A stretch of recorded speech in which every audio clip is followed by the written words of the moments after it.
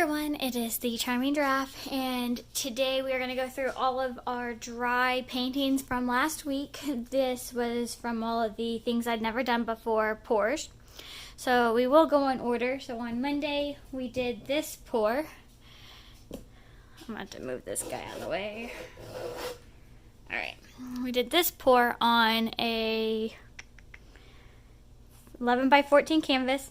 This was the cookie container pour, where I took a cookie container, like here's where all your cookies would be. I cut it apart and then I stapled it back together the other way, and then I just poured over it and then moved it around to manipulate it, cover the entire canvas. We did use that light green as our base coat. There was some gold in here, so that's what you're seeing all shiny. It's kind of cool how that through there and then up in here. I think there's actually a line through here as well. So it looks really pretty when you have the light hit it different directions. You see pinks here and then you see greens here. So it's almost like a color shift, but there was no color shift paint in here. These were all Artist Loft Flow acrylic paints. And this I believe was the gold, pink, red, that green, and maybe a purple or the navy blue. I'm not sure. You have to go back and see the video to see what colors was in this one. And then after this one, we did the kiss technique, pretty sure.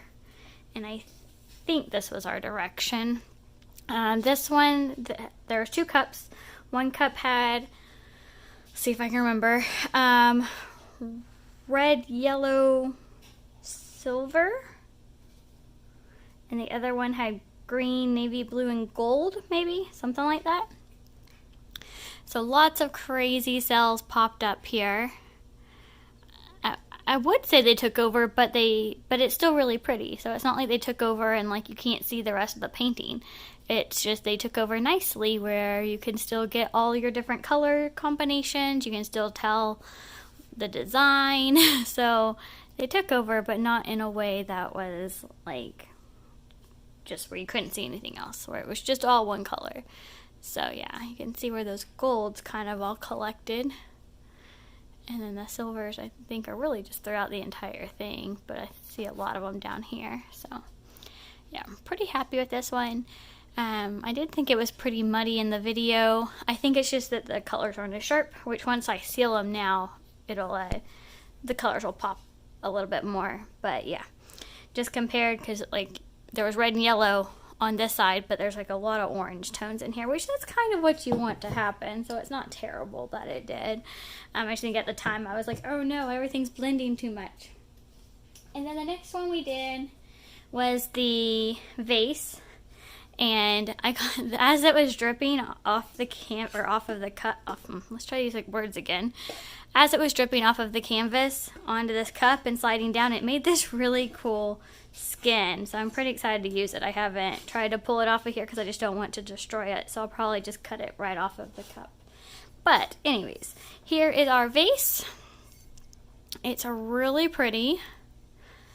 Got all the pinks and purples. There was, what was this? This was leftover paint from this pour. I'm pretty positive. Yeah. And I took these 2 cups from this one, the red cup and the red cup and the blue-green cup, put them on top of each other, and then I put pink and purple in the cup afterwards, I want to say, to pour on here. So all that pink and purple is what we're seeing. There was at one point a really pretty green line, but I think it may have disappeared. But it's still really pretty. Here's the top. Get some purples and then some of those metallics. Actually, a lot of the metallics. That's what you're seeing. Kind of shimmer everywhere. I'm not really sure what happened here. Don't know if there was a clot, like a chunk in it, or what. I don't think I touched it to cause that, so I'm not really sure. We'll have to get it sealed and see it. see how it looks. Oh, here. Sorry, I was kind of looking at it. It's really kind of cool through the sides. So.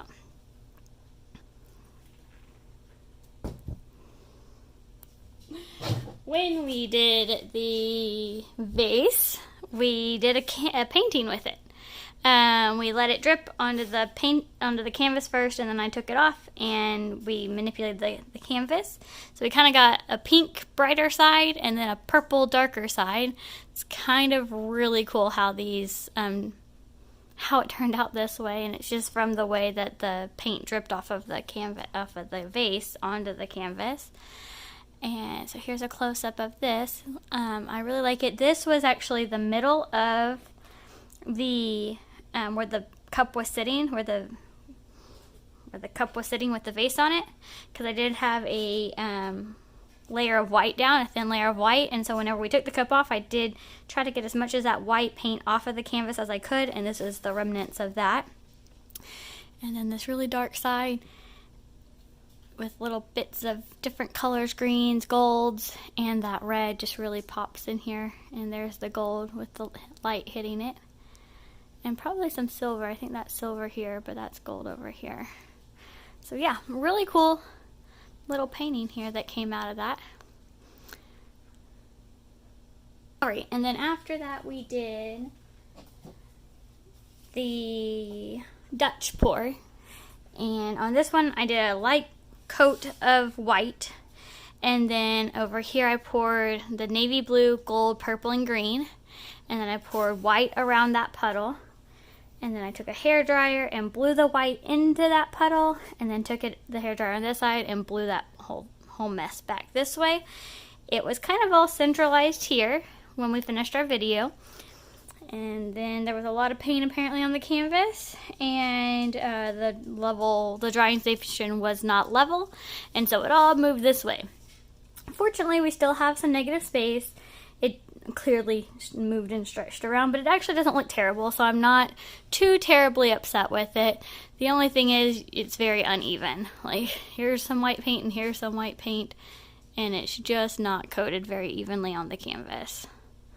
No matter really where you look, it's not very coated very evenly. But as far as the colors and the actual design, it looks still pretty cool. We got the navy blue and greens mixing in there with the whites, and then this section I think is really cool. I want to do this again, because this is what was on the bottom, this is what was next, and then green, which was on the top, is what took over. I did go back and rewatch it.